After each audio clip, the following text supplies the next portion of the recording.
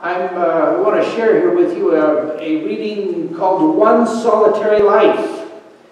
And this is about Jesus Christ and the incredible details and the remarkable things about his life. He was born in an obscure village, the child of a peasant woman. He grew up in another obscure village where he worked in a carpenter shop until he was 30.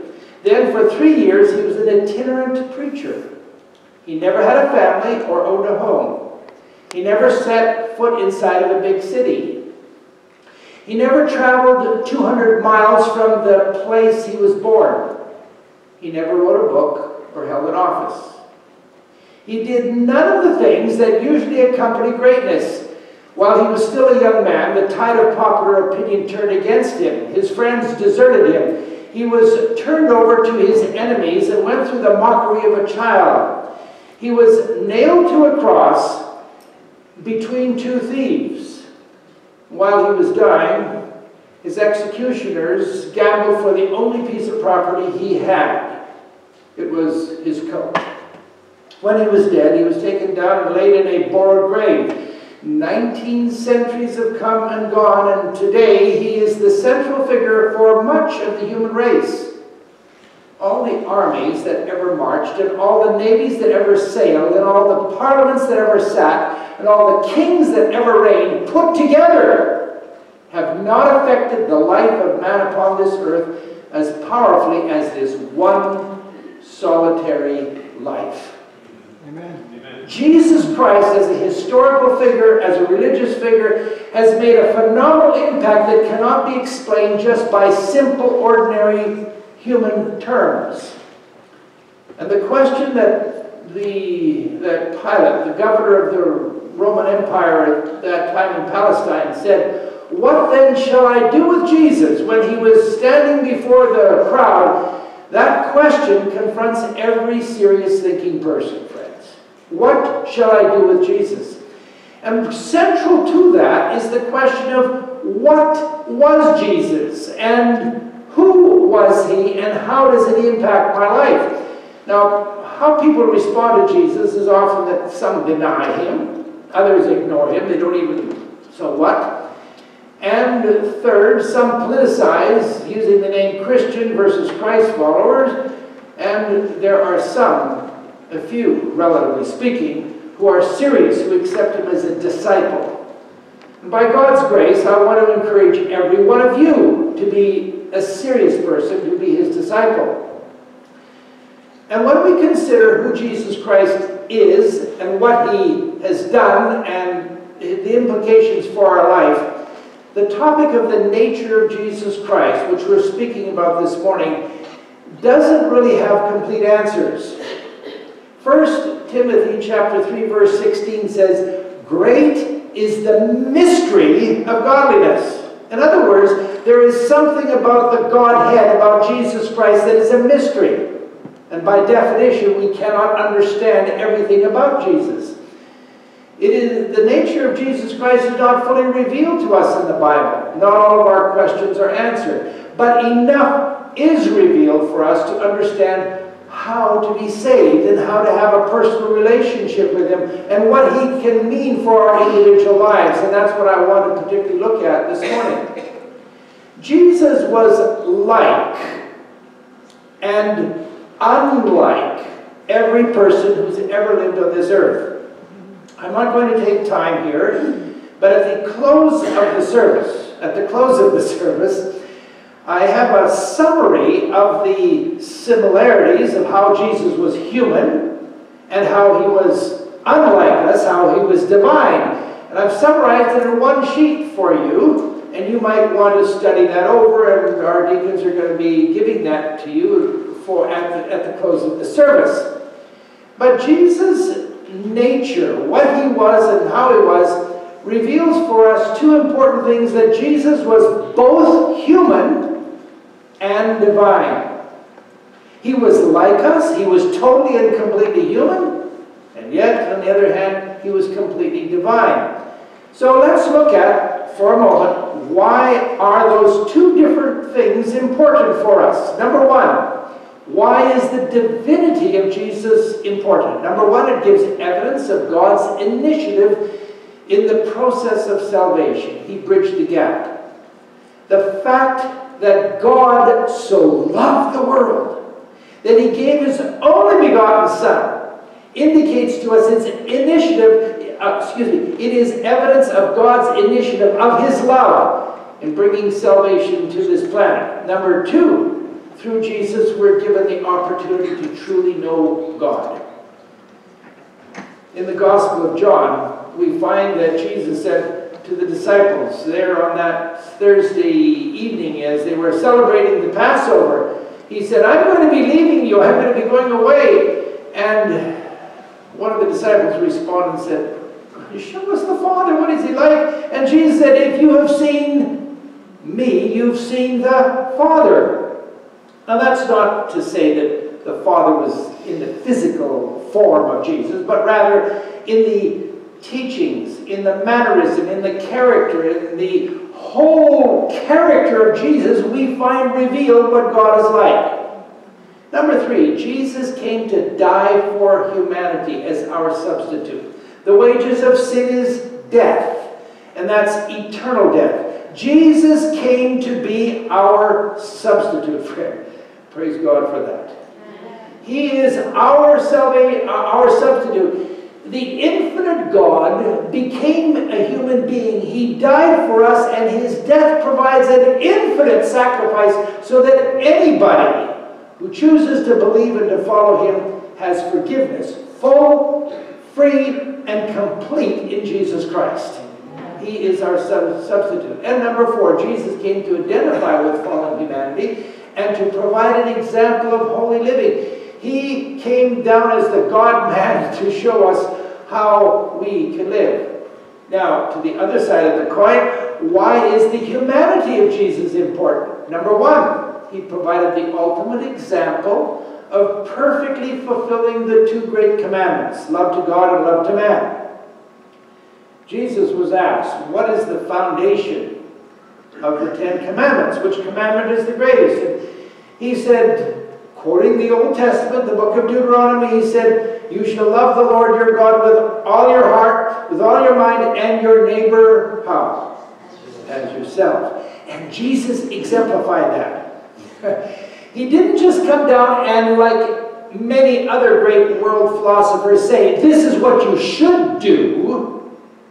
He came down and lived in the boots, in the shoes of our humanity and gave us a demonstration of how that was done. That was a very important thing. He came as an example. Let's not minimize that for a moment. Number two, he is the ultimate example of obedience to God in all areas of our lives. And you know, as we look at the dimension of our lives, you know, someone can say, well, did Jesus have a cell phone? Was he tempted to play in excess or wrong computer games or something like that? No. But rather, every experience in life finds its root, its foundation in certain in fundamental psychological and spiritual, in fundamental psychological and spiritual dimensions of our lives, and Jesus experienced every one of those, and he was always perfectly obedient. Number three, he is the ultimate example of self-denial, suffering, self-sacrifice, and humility. He showed a different way of living. On one hand, there is the love of power. That's what our world is based on. And then, on the other hand, the way that Jesus came to live is to demonstrate the power of love. And Jesus came and he was willing to do anything. As the Bible describes it in the book of Philippians, he descended, he took upon him not just the nature of angels, but he stepped down, down, down until he took the nature of a slave and died the death of a criminal. He was willing to go to any length so that you and I could be saved. And then number four, he's the ultimate example of holy living for us to follow. So both the divinity and the humanity of Jesus is very, very important. As we look at the teachings of the Bible about Jesus being both God and man, my friend, I cannot explain to you how God did that. The Bible doesn't attempt to give that definition. It just simply gives us this information. And the core teaching, the core reality, what really counts to us is the fact that Jesus is qualified. And that's the key concept I want you to take away this morning. He is the qualified intercessor for us. Now, qualification means an awful lot. And I want to illustrate it by an experience that we had at the Sheer Memorial Hospital when we were visiting our son and daughter-in-law and their little family in Nepal. We've had the privilege of being there several times, and I think it was on the first visit that I was there. After we'd eaten breakfast together and talked a bit, Jonathan said, "Dad, I want to show you around the hospital." And I've been to many hospitals in the course of my pastoral work, and I've been to almost every ward that is typically in a hospital. And so he took me through. He serves as the chief operating officer, and so we go to the admitting area where people registered, in the pharmacy, in the doctor's offices, in the surgical ward, and the OBGYN. Put my nose in and took it out again because that was not where I should be, etc. So we came along in the neonatal intensive care unit. They have 2 little beds for little babies that urgently need care.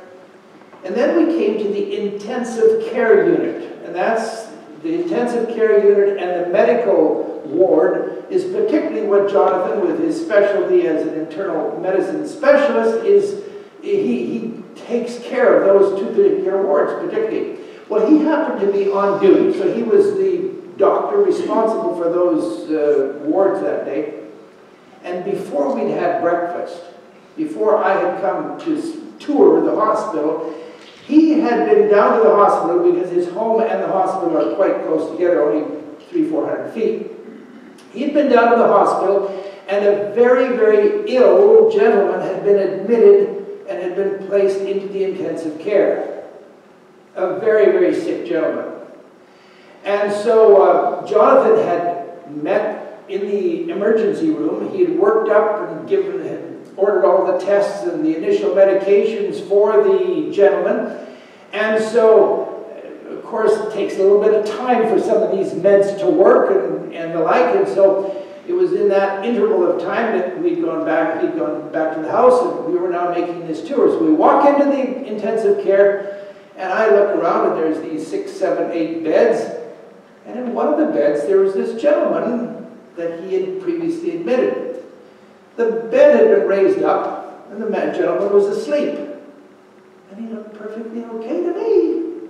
Perfectly okay to me. Jonathan took one look at him and asked for his chart and started to quickly go through the chart. And in a few seconds, he ordered the nurses to move the gentleman from that side of the intensive care over to this side, where there was an intubation machine. And, well, I stood over in the corner, praying, watching the drama of what ensued over the next half hour or so, as Jonathan and the nurses worked feverishly to save the man's life. They had to put a tube into his throat. I had actually never seen that done before. Jonathan did it like, well, he's done it hundreds of times. Different meds, called for the cart, all those kind of things. What was the difference between my son and myself? I'm qualified as a pastor, as a chaplain. I'm not qualified as a medical doctor and as an internal medicine specialist. He looked at the patient, he looked at the chart, he looked at the medical test result, and immediately knew that that man was in crisis. I just thought the man was dozing, getting better. But he realized immediately what that man needed. What was the difference? He is qualified as a medical doctor. I'm not. And when we come to the question of the problem of sin and how we need the help of redemption in the totality of our lives, Jesus is the only qualified person, my friend, to deal with our problems. He is supremely qualified. No other human being is qualified like Jesus is. In the book of Hebrews, and thank you, Chelsea, for reading our scripture reading this morning, we find here that the author of Hebrews says, "For we don't have a high priest who cannot sympathize with our weaknesses, but was in all points tempted as we are, yet without sin. Let us therefore come boldly to the throne of grace, that we may obtain mercy and find grace and help in time of need." A little bit further. "And with his own blood he entered into the most holy place once for all, having obtained eternal redemption, now to appear in the presence of God for us." Oh, my friends, Jesus is our personal friend. He's our ambassador, he's our Savior, and he is our intercessor at the throne of God. He is both God and man. And the reason he came down, as we've looked previously, was so that he can identify with every experience, so that when he is up in heaven and he's representing human beings, he's doing so on the basis of, "I've been there, done that. I know the experiences." And on the other hand, as God, he is fully aware of all of the resources of heaven. And he doesn't have to scratch his head, wonder, or ask anybody. He is the King of the universe. And instantly and immediately he can order that which we need for our situation. He is the supremely qualified intercessor. And as we think about him, we need to put him into the context of the disciples. Go back with me in your imagination 2,000 years ago. Peter, James, John, all 12 of the disciples. And you walk and you talk with Jesus for 3 years. And you see him heal. You see him discuss. And you see his wisdom. You see all the wonderful things. You know firsthand all of the stories of the Gospels, because it was Jesus that you walked and talked with. And you asked him a million questions. You saw him take the miracle, the little bread and the loaves and the fishes, break it, feed people. You saw him walk on water.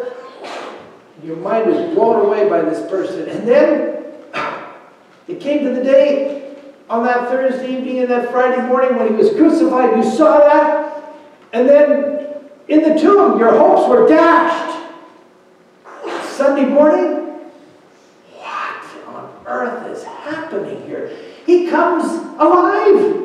And there he is.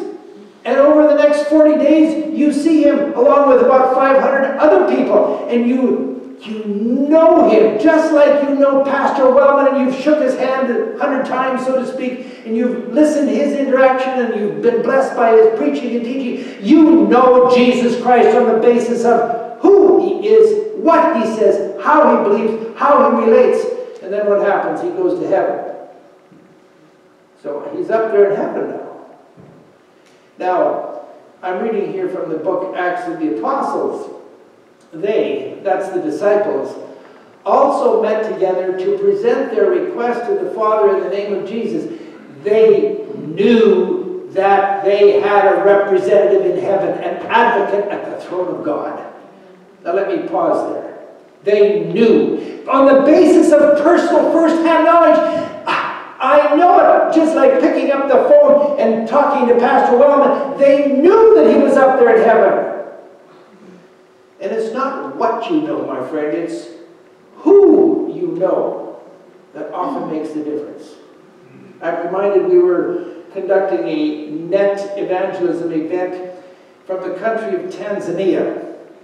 The host city was there in Mwanza on the shores of Lake Victoria.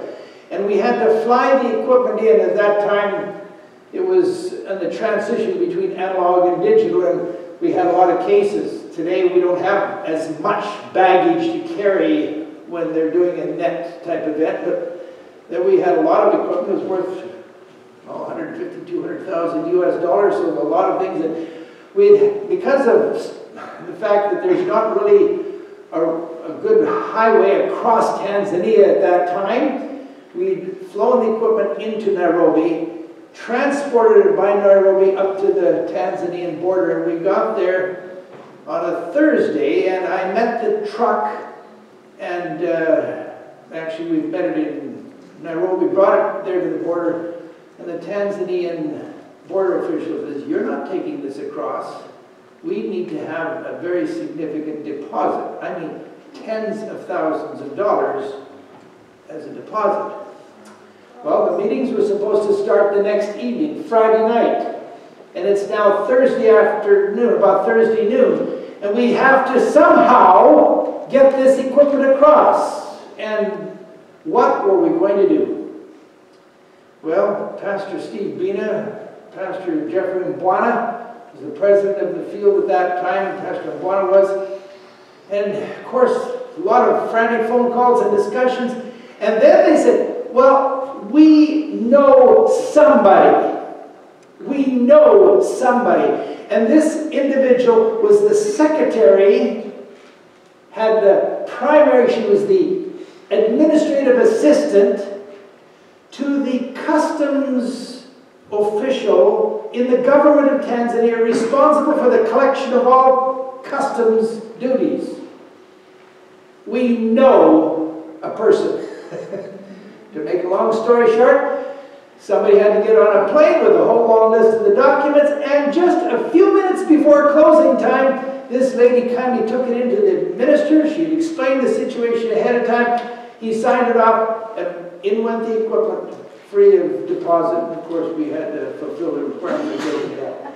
It's not what you know, it's who you know. And when you and I are faced with the challenges of sin and daily successful living, it's not what we know. It's not the theoretical knowledge of this book, the Bible. It is the fact that we know Jesus Christ as the qualified intercessor.